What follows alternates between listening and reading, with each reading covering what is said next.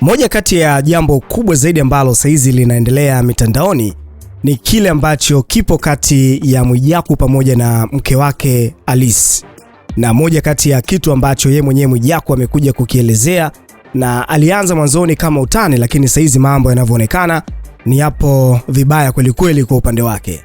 Na hii inatokana na vile ambavyo Mwijaku amekuwa si mtu wa kuficha mambo yake binafsi, hasa pale ambapo yanapomkuta.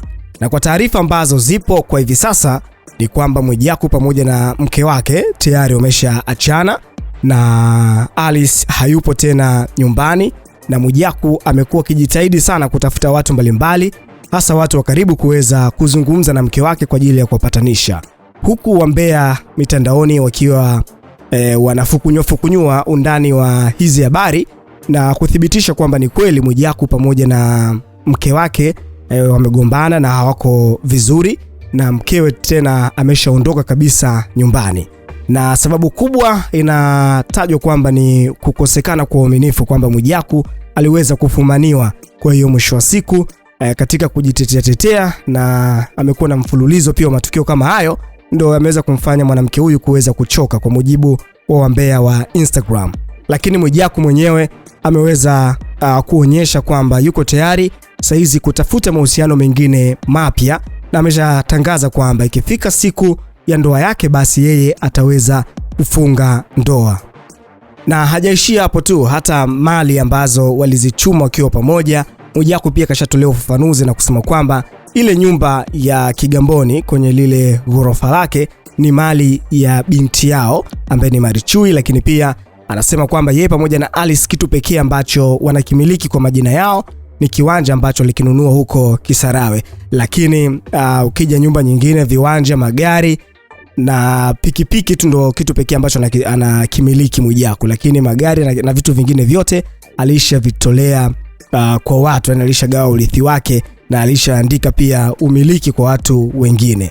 Sasa katika hili Mwijaku anaonekana kupata shida sana, kwa sababu saizi hata usiku wa manane Mwijaku ana posti katika Instagram kwenye Insta story kwamba anakosa usingizi, lakini amefika hatua ambayo anaomba sasa ushauri kwa watu ambao walishawahi kuwa kwenye mahusiano, pale ambapo wanapokuwa katika kipindi kigumu, kwamba ni namna gani huwa wanafanya ili kuweza kuwa sawa, yani ku move on, kwa sababu yeye anasema ameshindwa kabisa.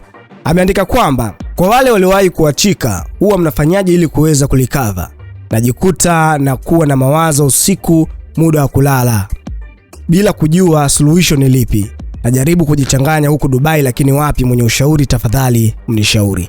Sasa ameweza pia kuposti clip ya video ikimwonyesha yeye akiwa na Diamond Platnumz ambapo wamekutana huko Dubai na Diamond amempa ushauri. Sasa Mwijaku anasema kwamba leo hii Biggie ameweza kunishauri, yani kwamba Diamond ndo amekuwa mshauri wa Mwijaku, ambapo Diamond kaweza kuzungumza kwa hekima na kumwelekeza kwamba ni vizuri kwa yeye kujishusha, kwa sababu si vizuri kwa wao kuweza kuachana.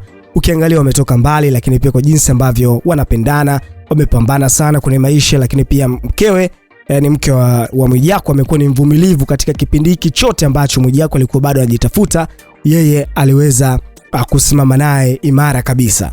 Sasa Mwijaku ameweza kupokea ushauri, lakini pia Diamond kwa kumalizia ameweza kumuomba pia msamaha Alice, kwamba aweze kumsamehe kwa niaba yake, amsamehe Mwijaku na wakae pamoja, waishi pamoja na waendeleze pia familia yao, kwa sababu tayari wana mtoto mmoja.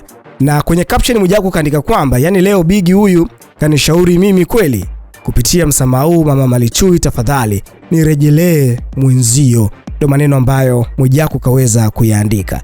Sasa watu mbalimbali kwenye comment hapa wakaja kwa wingi na kuonyesha kabisa kwamba hili jambo kwa kweli linaonekana kumzidi mno Mwijaku, kwa sababu saizi ni zaidi ya wiki amekuwa akizungumza na kuandika vitu mbalimbali. Mtazamo wako wewe ni upi mwana New Trending? Tuandikie hapo chini comment yako, kikubwa subscribe kwa taarifa nyingine nyingi zaidi.